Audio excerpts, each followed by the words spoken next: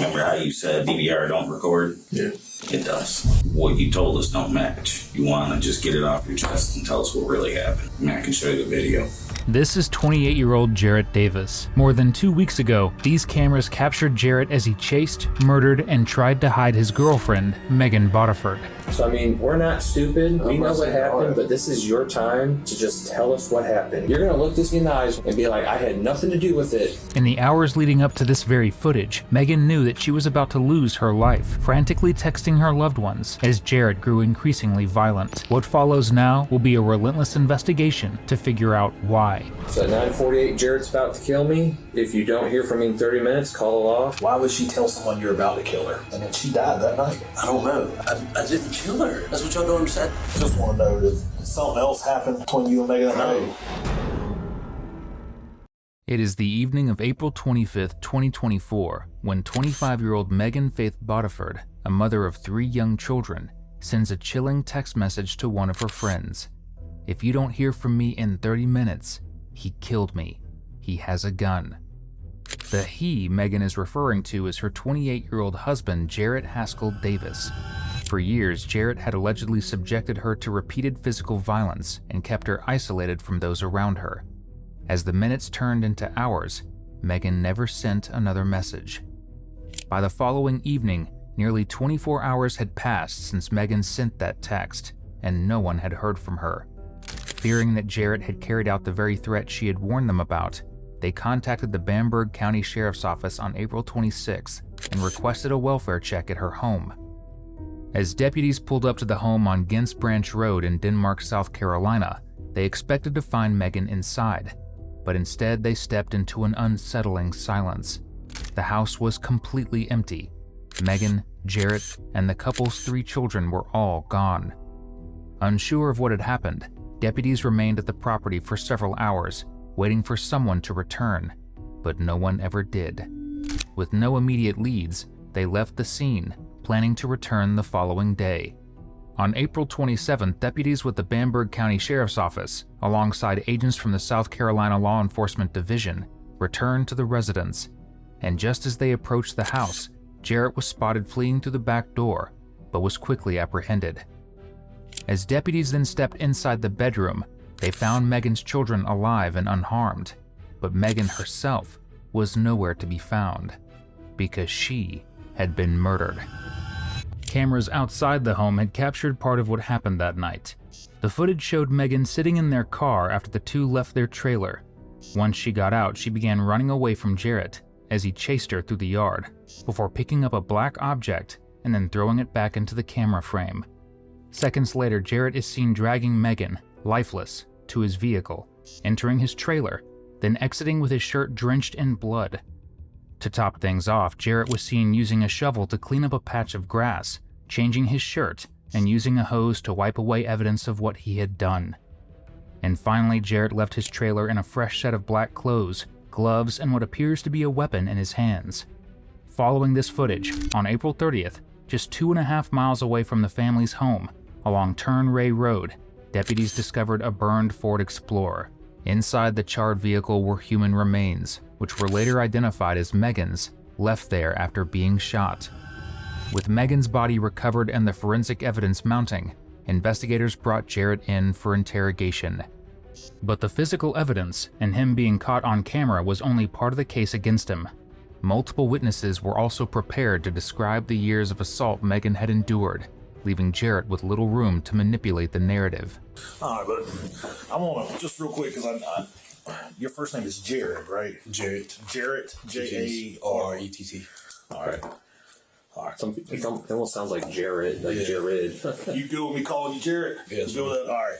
So the other day, I spoke to you briefly. You were already in the back of the police car, and we talked just a little bit. My name's Mitch Altman. This is Peter Radofsky. We're both with SLED. And really just kind of following up. I know I told you that we would, keep you updated on what was going on. And that's what I'm here to do. Since you are in custody You are in handcuffs and you're detained or you're in custody from the Bamberg Detention Center. I have to read you your Miranda rights just because we're going to talk to you. Yeah. Well, am I getting any charges? No charges. Jeff and the sheriff did this last time. We just have to do it. Just because you are currently in handcuffs and you're not free to leave freely, like you don't have to talk to us, but you are going back into custody. You know what I'm saying? I just have to read you these. So same ones you've done before, but I'm gonna read you everything. You just let me know yes you understand or no if you don't. All right. Have you heard anything new? Just was on the news. What's been on the news? Body found. Body found. You think that was Megan? What's your thoughts? So I will confirm, a vehicle was found that was burned with more than likely it does appear that there was a body in it.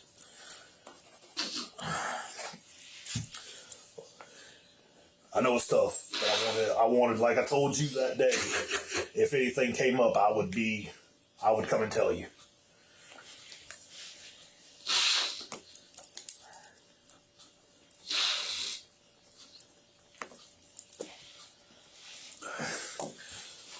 So, really, now we got to figure out how it happened, what happened. So I'm gonna try to pick your brain a little bit more. You know where we didn't. So still not 100% positive that is her. It's just possibility. Like I said, vehicle found. Not even sure what kind of vehicle it was because it was burned pretty bad. Mm-hmm. And then there was evidence of a body being in there. So we haven't gotten the results back whether that was Megan or not, but. If it is, then... Can I ask you, why was my bond being in that? I'm sorry? Why was my bond in that? Well, I have no idea on that. This was... Like, I've been looking to do so your previous charges are not sled charges. Yeah, I don't know. So I wonder... I don't even know what you're at. What are you in for? Or just think about this in jail still? Can you tell? So my baby goes, But see, we don't even know. What are you in jail for? What are you currently in jail for, Jared? A CDV. Okay. CDV. When did that occur? Over a month ago. And that's with the sheriff's office or the city? Okay. Sheriff's office. And that's what the charges... That's what they're holding me on. Okay. Any cameras up around your house? Were you able to... Anything where you could have went back and looked? Yeah, but none of them worked. No. Well, that ain't no good. Yeah. They're mainly for show. To understand how smart Jarrett really is, not just at pretending to care about Megan, but at staying one step ahead of the law, we need to look at his criminal past. At the time of the murder, Jarrett was already on state probation following a March 2023 arrest on 7 criminal charges, including grand larceny and drug possession. On top of that, there was an outstanding arrest warrant for second-degree domestic violence, issued 2 years earlier, on June 2, 2022, out of neighboring Barnwell County. But if that warrant had been sitting out there for 2 years, how was Jarrett only apprehended a month ago? The answer lies in how often he managed to evade authorities. Whenever officers responded to domestic disturbance calls at his residence, Jarrett would reportedly use the dense wooded terrain surrounding his Gintz Branch Road property to his advantage. He would disappear into the forest, hiding deep among the trees until the responding officers had cleared the scene. But Jarrett made one mistake. He had cameras watching the property, and while he now claims those surveillance cameras didn't work, they captured far more than he ever realized. Footage of Megan's final moments, which detectives would confront him with later during the interrogation. I want to go back into detail the last time you saw Megan.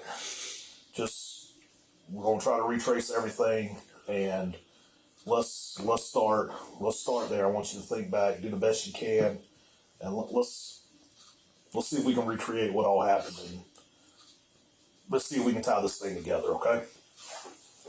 So, what day was the last day you saw her? Thursday.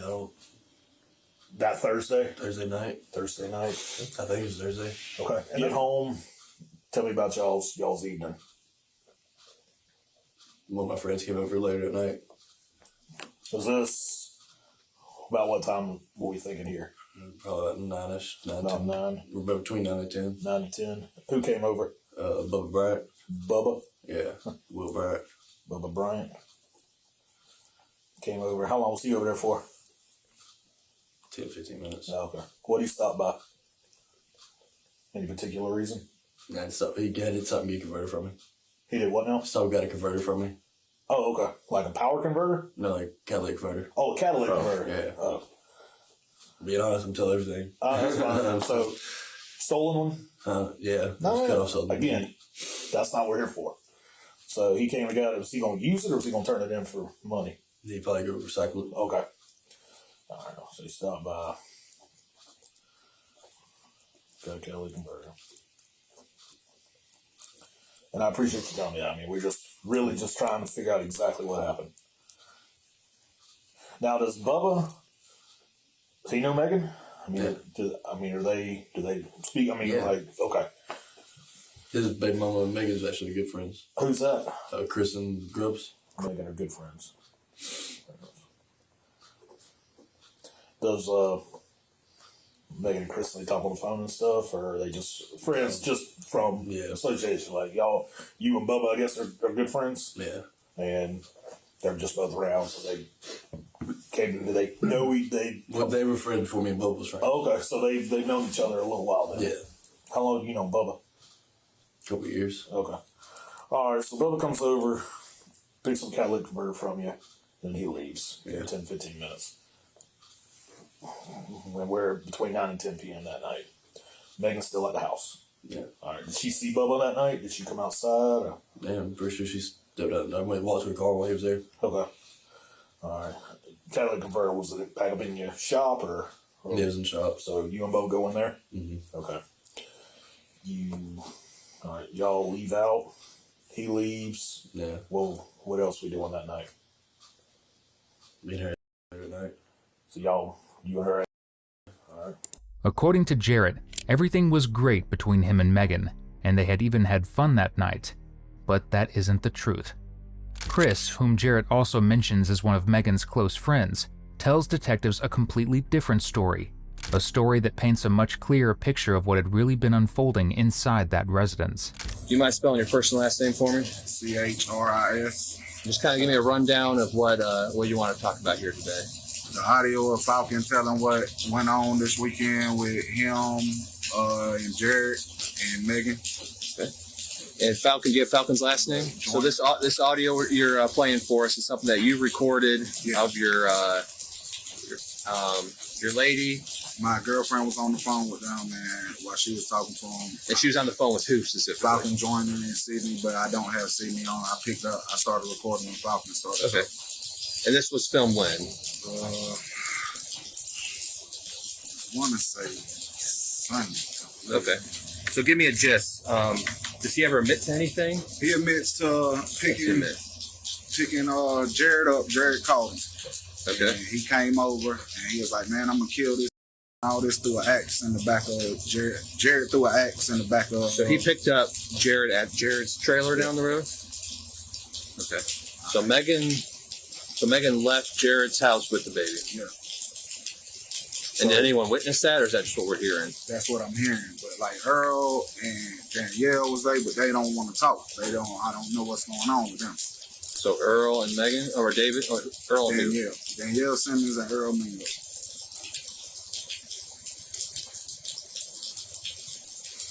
So why do you think they don't want to talk? I don't know. I think they was in on it or they know something. Man. Okay. So after that, he said he finally pulled up again at Jared's house. He said Jared was acting all weird. On Saturday? Friday, Friday. Said Jared was acting all weird and shit, was asking crazy questions, and was like, you think he was trying to put like she overdosed or some shit. Yep. You think she overdosed on something, boy, or something like that? Because she left me with the kids, said she was going out. Like, why would that automatically be the first thing you trying to throw out there unless you trying to come up with a story? Okay. And then Falcon was like, he was like, boy, I honestly think Jared killed her. He said, because after that, he was like, boy, the police gonna think I killed her. And Falcon was like, I don't even understand why he would even say that. Yeah. But then Falcon, I feel like Falcon's involved in it. He's just trying to separate himself, make it seem like he ain't did everything that he did. According to Chris, Jarrett had threatened to kill Megan just days before the murder, and although they tried to get authorities involved, it didn't help much. On April 12th, 12 days before the murder, they reached out to Jarrett's probation officer and provided clear written warnings that Jarrett was going to kill Megan if authorities didn't intervene. But the response they received was chilling. Megan was advised to make a silent 911 call during an attack, keeping the phone away from her ear so Jarrett wouldn't realize that emergency services were on the line. Due to this, no one stepped in, and the threats became a reality. What happened afterward is even more unsettling. Jarrett began creating a story around Megan's disappearance, telling her friends that she had left the house, or that she had probably passed away because of drugs. With that information in their hands, it becomes much harder for Jarrett to manipulate the narrative. What'd you need from Bubba that night? That's he came get the converter. So if he sent you a text you home, that's Bubba asking if you're home to pick it up. And that. Okay. And Falcon Joyner. Who's he? One of my buddies stays right down the road at Woman's house. Yeah.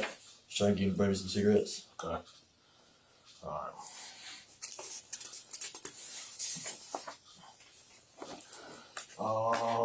Then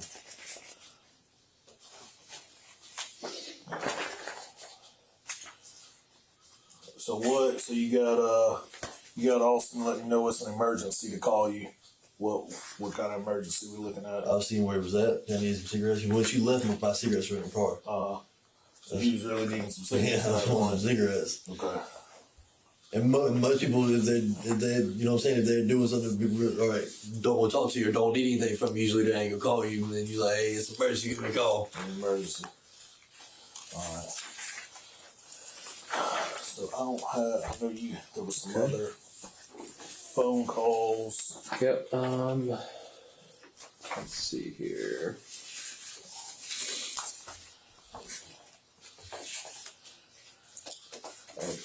Actually,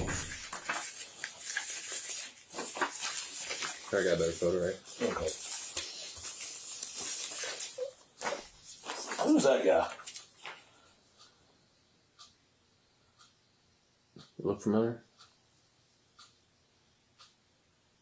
No. Drives a white F-150.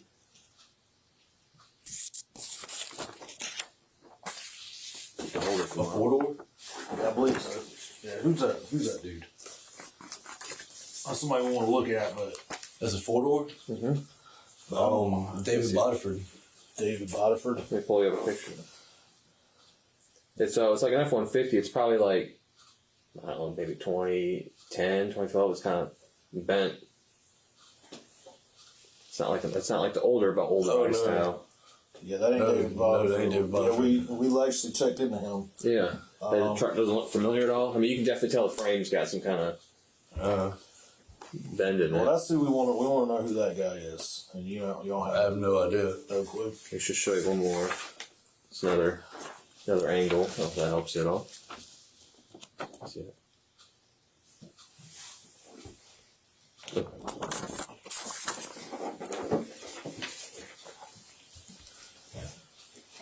Where was that taken at? Which one that? I don't know. It was at I don't know what gas station that was at. Is that Denmark? I believe it's Denmark. Yeah, I'm not sure. Where that is? No idea. I know it's not a good picture. Yeah. I've never seen anybody at Let me see that truck again. If you can. Yep. This thing to turn. Here we go.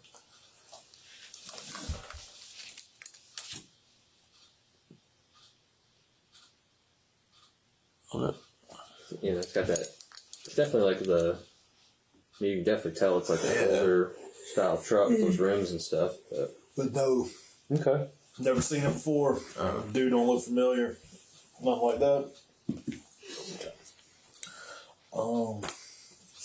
Why are you asking about him? I'm just curious. Just a person we're trying to figure out. We're just trying to piece anything together, and I think it has something to do with Megan. we don't really know. That's the thing. We don't know. We're trying to put anything together that we can and find out who anybody is. And right now we got to just go off of anything we can get. And just wondering if you knew who that dude was. There were.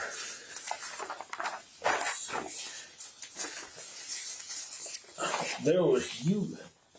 Is there? I think you made a few phone calls where you called him private that night, Thursday night. Yeah. So you called Falcon Joyner a couple times. I guess he probably wasn't picking up. Oh yeah. And then you tried dialing *67 with his same number twice. Yeah. What would that be for? I'm trying to see if he'd pick up. Okay. I didn't know if his phone was off or if he was just ignoring me or what.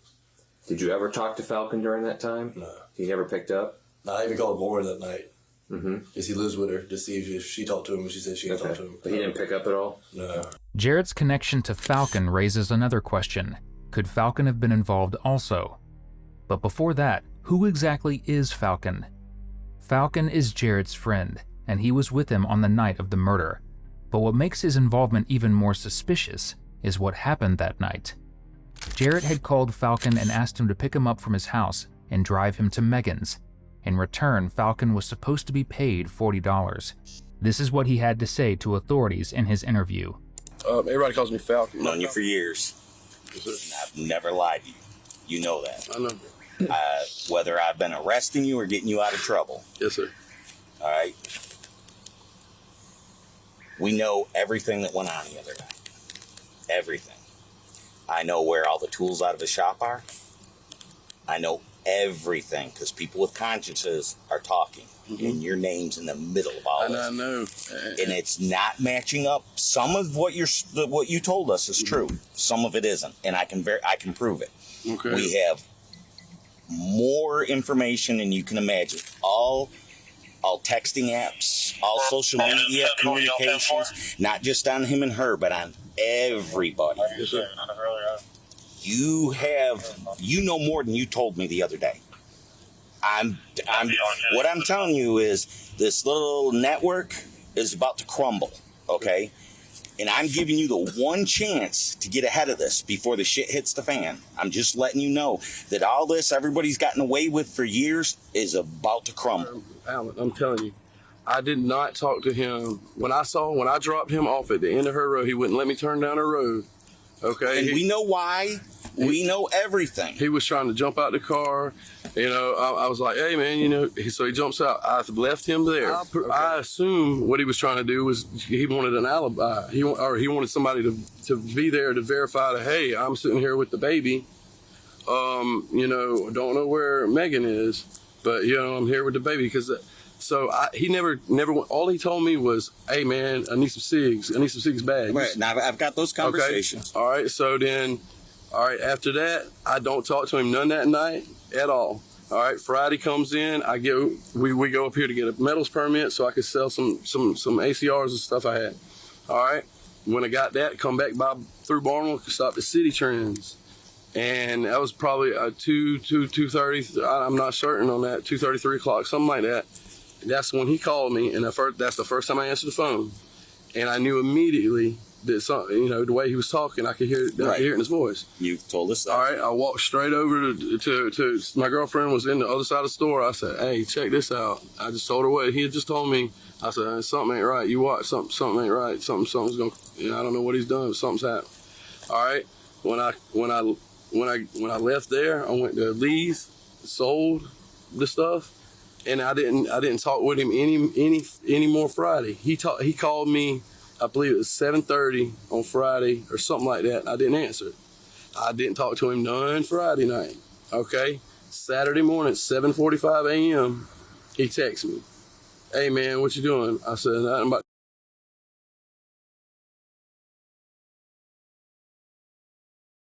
Swing by here real quick. And I searched all that where he kept saying real quick. And I figured that's what, because if you look, me and him, every time he's gotten in trouble, it's almost like, because I'll be honest with you, he burned down my house. And I can prove that. I got a recording where he's admitting to it on my phone right now. Well, but it's Later on, you get that to me, and we'll cross that bridge. Okay, but he's always had this thing where he kept me close enough to Keep your friends close, your enemies close. but to be a fall boy for him. Okay. And a lot of these things that we got in trouble, like he was bashing me to his grandparents before I ever had a chance to know him. While he's befriending me after my house burned down. Hey man, you crash here. But I was always having to hide from his grandparents. Didn't really know why. Well, it was because he'd tell them I was a piece of shit. I went, he built this thing up to be like that. So and I'm assuming that's why he wanted me there Saturday morning so bad, was to come over there and to be there when it all, because I guess he knew that it was closing in on him and everything. Whether Falcon was involved or not is something detectives would figure out later. But one thing is clear: Jarrett is involved. And with that, detectives begin pressing him much harder. And if you love watching killers like him realize they aren't winning an Oscar, subscribe. It's literally all we do here. We get some fancy stuff off of phones and stuff. It's called health data. So one of the things I do is I'm good at tracking people on their phones and looking at health data, and that tells a lot about what someone does. And we got your health data for you that night. So that's what Mitch just got pointed out here. So we got around 10 p.m.-ish, give or take. It's got you're doing a lot of walking from 10 to, let's just say 10 to,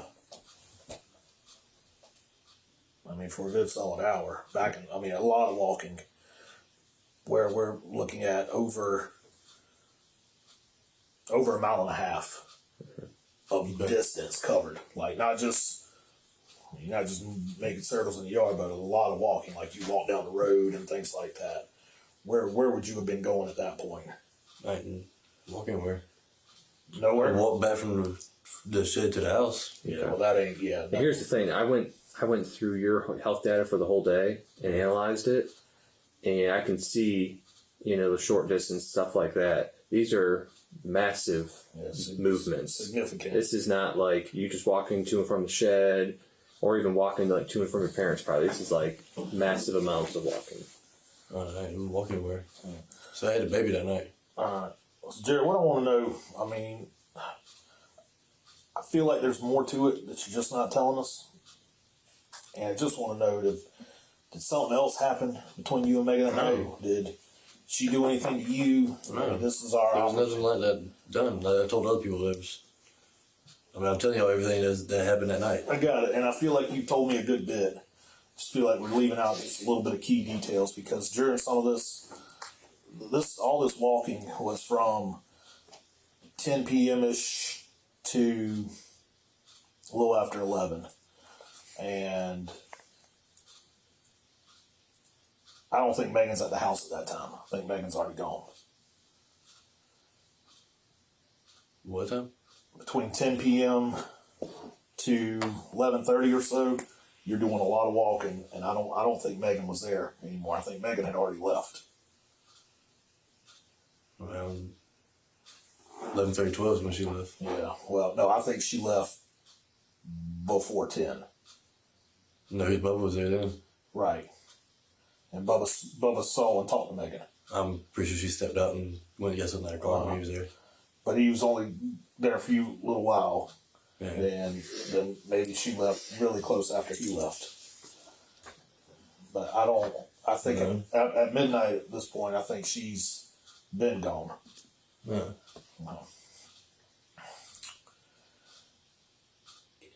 It's just very odd.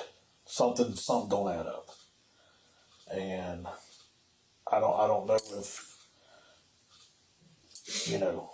something happened to where, it was just a breaking point, but it looks like you were walking back from Turnray Road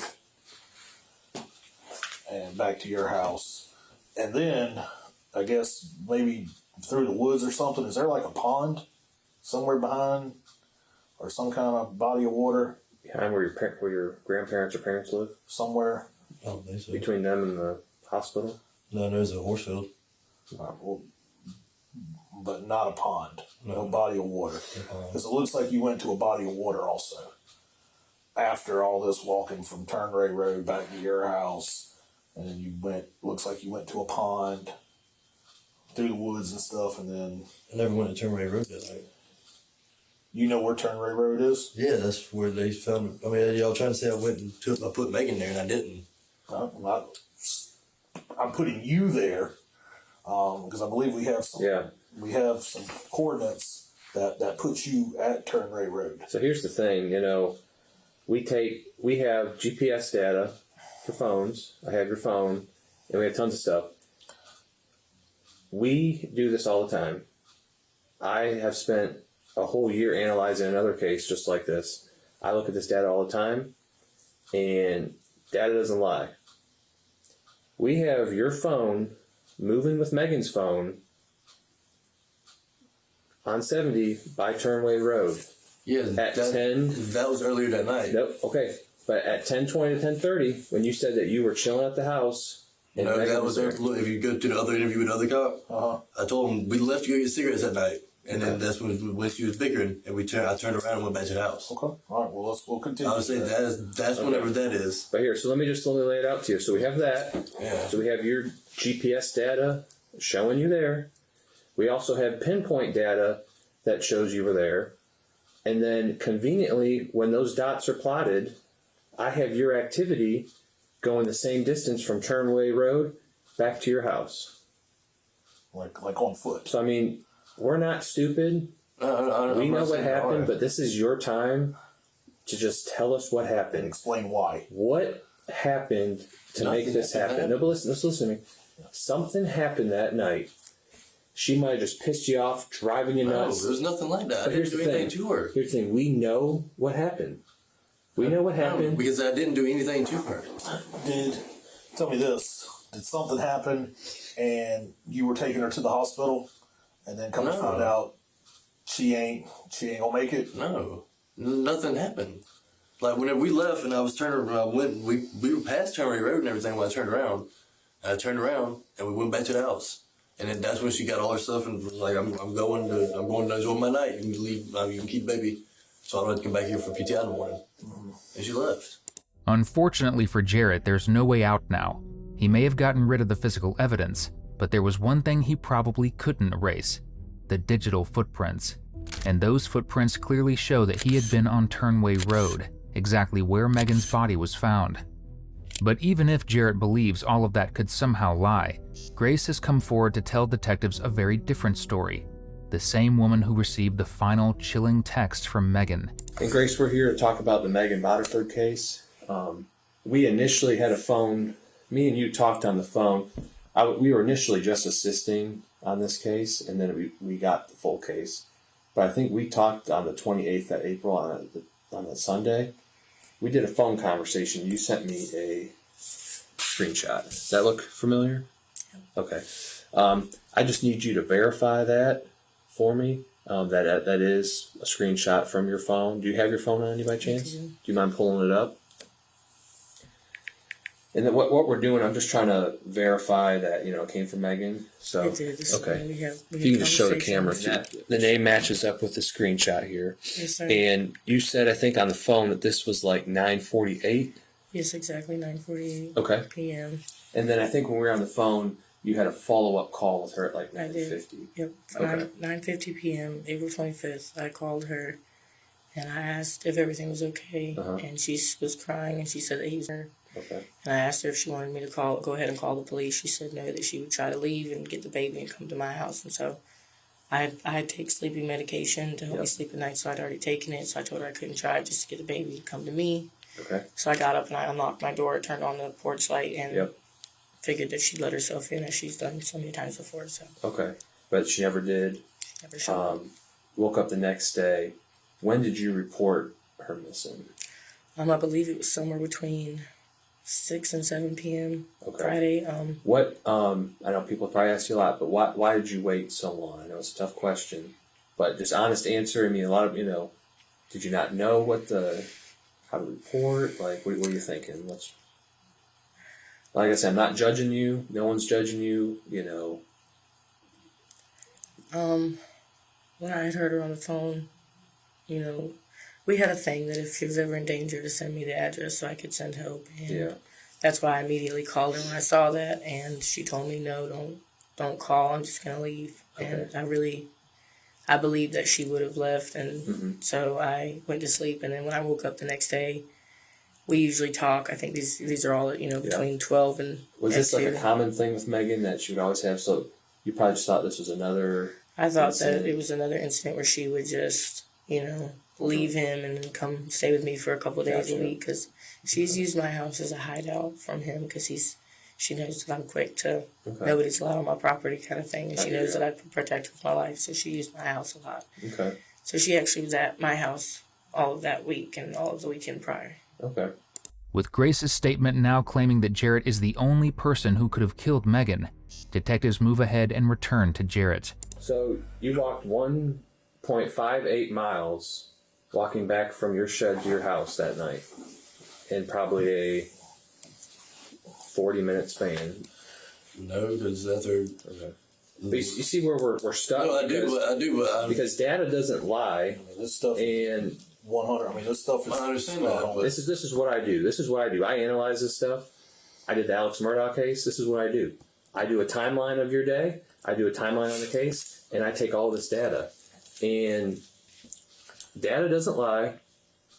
And that's kind of where I'm at. So I think we're at the point where, we know something happened, and you want your story to stick, but it's just not sticking. That's what happened. That's exactly what's happening. But here's the thing: we all know something happened. We just need to move on from that and figure out what happened and why, so we can understand what happened. And see, figure this out. Nothing happened between me and her. Nothing happened. When she left, and I was changing baby, she was well alive. She was still kicking, breathing, mad. She was still alive. She injured? No. She hurt? No. And then, not too long after that, Earl and Danielle pulled up. And they were there. He was trying to fix his clutch. He had a little hose from his clutch. And they were there till 4 or 5 o'clock next morning.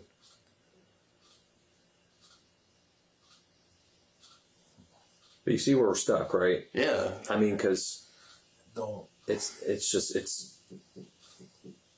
I'm no rocket scientist, but everything that I have here from you, from your phone, from your activity, everything from what people are saying is all adding up that conveniently where her car, we think is her car, is found burnt, is matching up with your location on the map specifically, and then y'all's phones are together magically because we at were the same at the time. At the same point, yeah. But until her phone completely.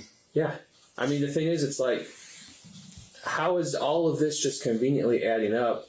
But then something didn't happen. You know what I'm saying? Well, for one, we were together all the time. We were together.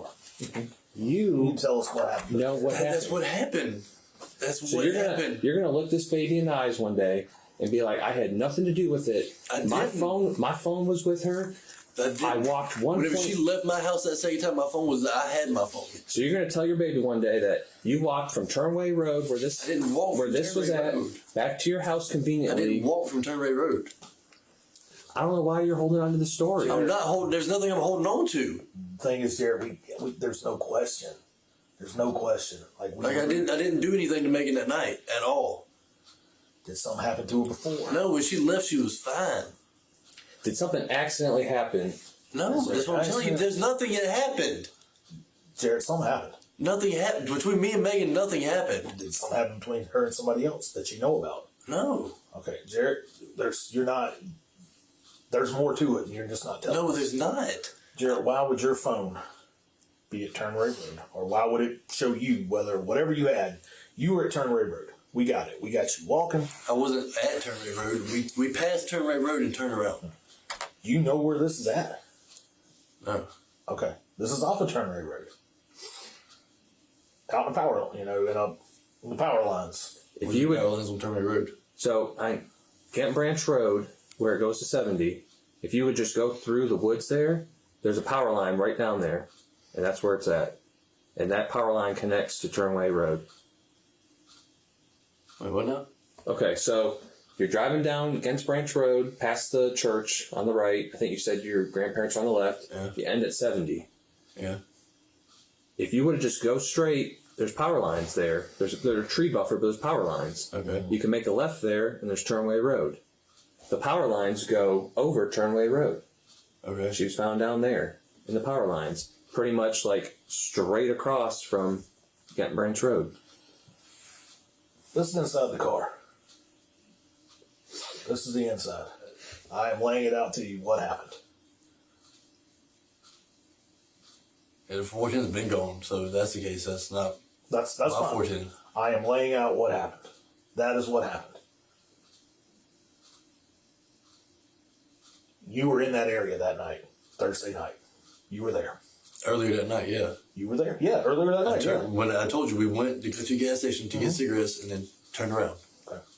She didn't come back. Yeah. Because me, her, and my child was there. What, you saying they carried the baby seat all the way back from... I don't know. I'm not sure. Oh. I'm just telling you, whatever time, Megan didn't return after 10 o'clock. Yeah. The last anyone heard from Megan was 9:50, and then we have your story. And what was that message that was said at 9:50? I know what it said. I know what it said. So you know what that said? Yeah. What does it say? And I had a gun and I was going to kill her. Okay.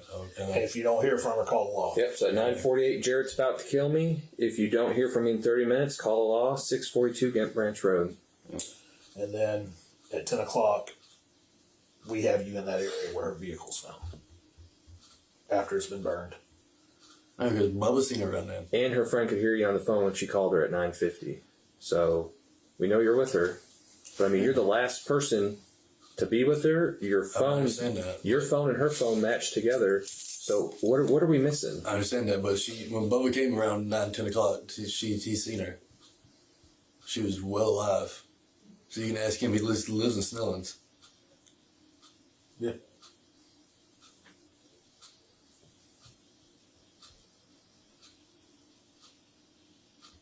Jared, what happened? Nothing happened. That's the honest God's truth. Nothing happened between me and Megan. This goes on for another 30 minutes until detectives finally decide to end the interview. As they leave Jarrett alone to sit in silence and face the horrors of what he's done, he changes his mind and asks to meet with detectives again.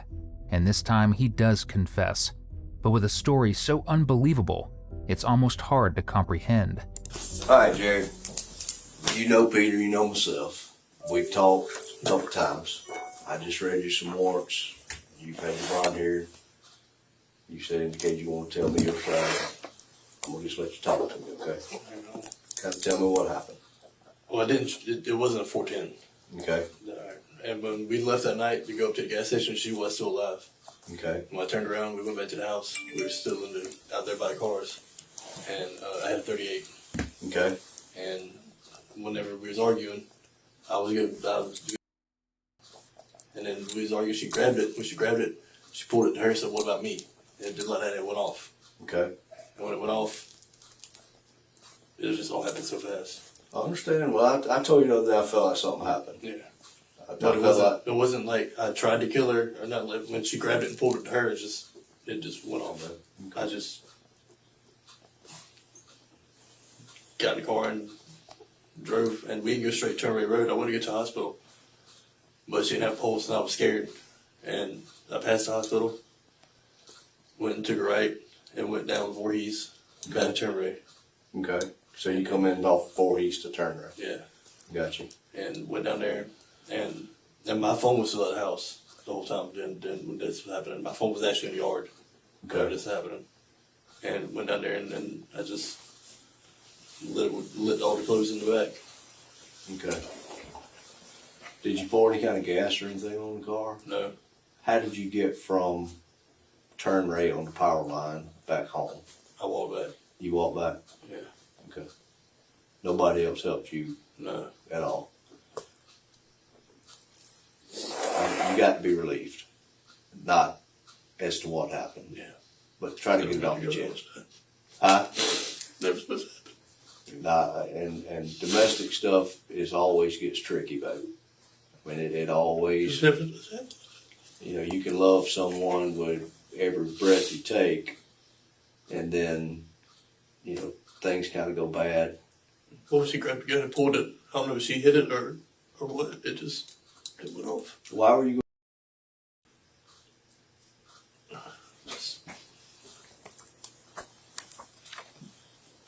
She could do better. Huh? She deserved better. She's done better than you. I wouldn't say that. I mean, so let's back up away from there just a little bit, and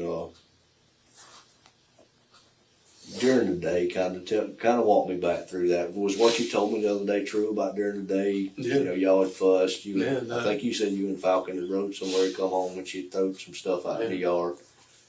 Oh, that was true. I never tried forcing my way in her house. None of that. I had a key. Okay. No, went to her house. We talked. Everything was fine.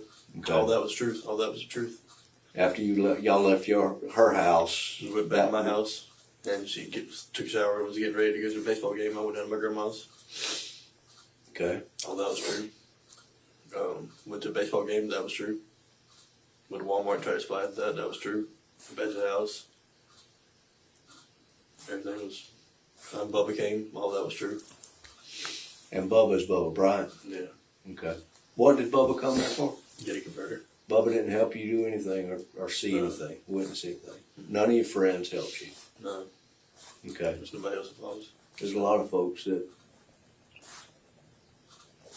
are in similar situations. And that's domestics. It's hard. It's hard when you love somebody. You got kids. You love your kids.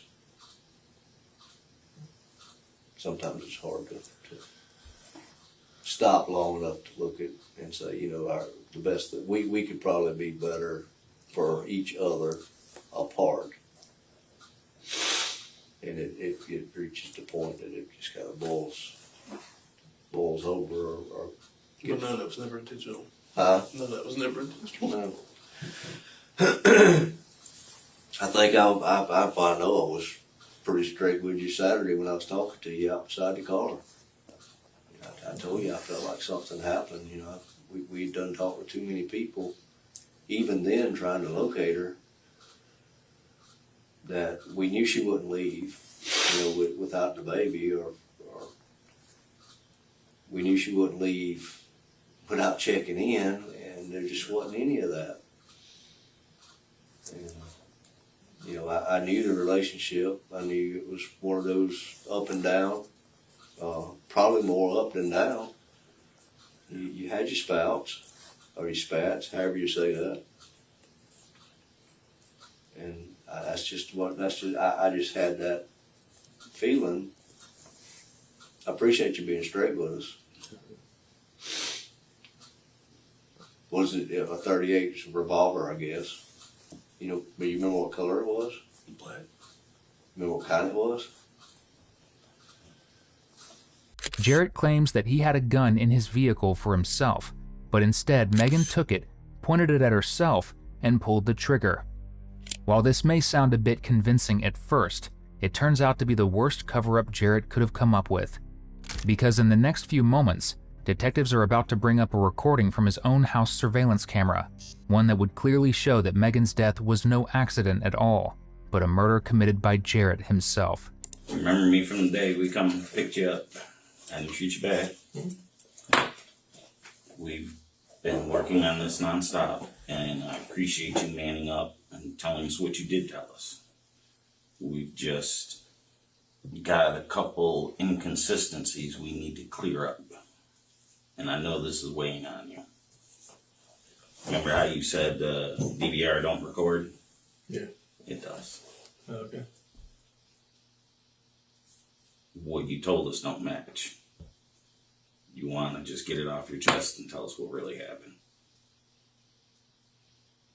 I mean, I can show you the video.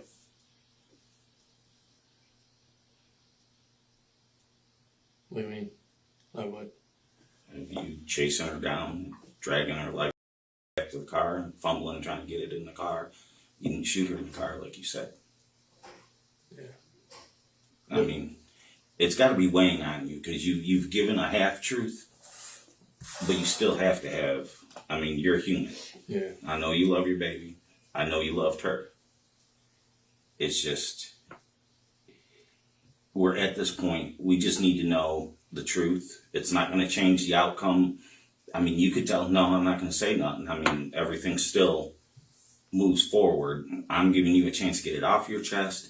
And that way we can know exactly what happened. And this stuff doesn't get all drug out in court in front of her family. And, you know, you just don't want all that. I mean, do you want to tell me what really happened? Well, the gun did accidentally go off. That was an accident. That honestly was an accident. But you chased her down with a gun. I mean, she knew you had that gun because she come out that door, saw that gun, and took off running. No, she took off running because I had her keys. She was going to the neighbor's house. That's why I was leaving in the car. And you left for a while and then came back with the car. Yeah. Where'd you go? That's when I was going to the hospital, but... Why didn't you put her in the passenger seat? Why'd you put her in the driver's seat? That was just the closest door.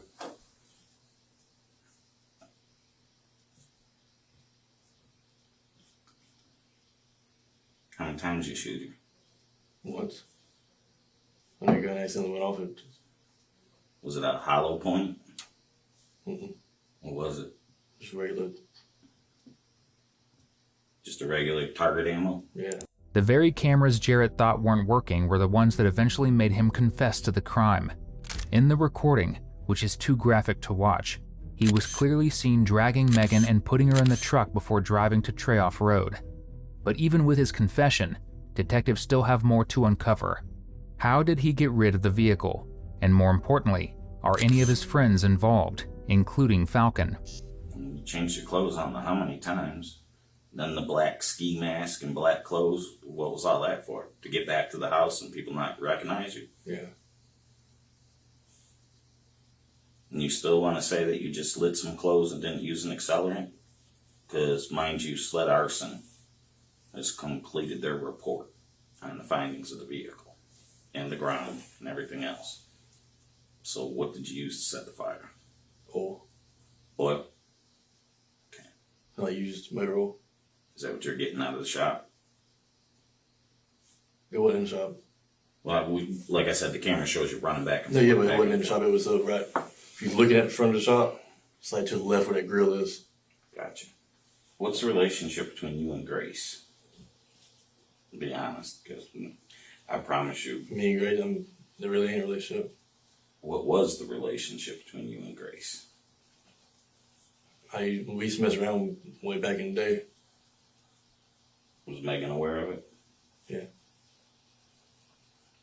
And she still chose to be friends with someone who slept with her man?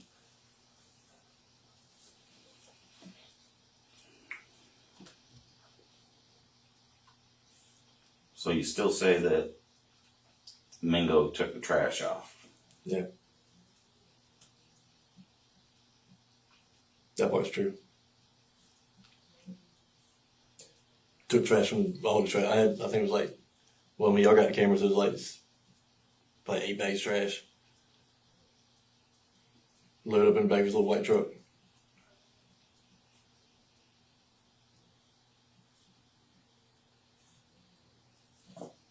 Did anyone else? You didn't tell Mingo or Danielle that night. No one had a clue. I mean, seriously, you didn't tell anyone. I know you were freaking out. I know it was tough, but you didn't tell a soul what was going on. That's honest truth. I didn't tell nobody. And no one helped you at all? Mm-hmm.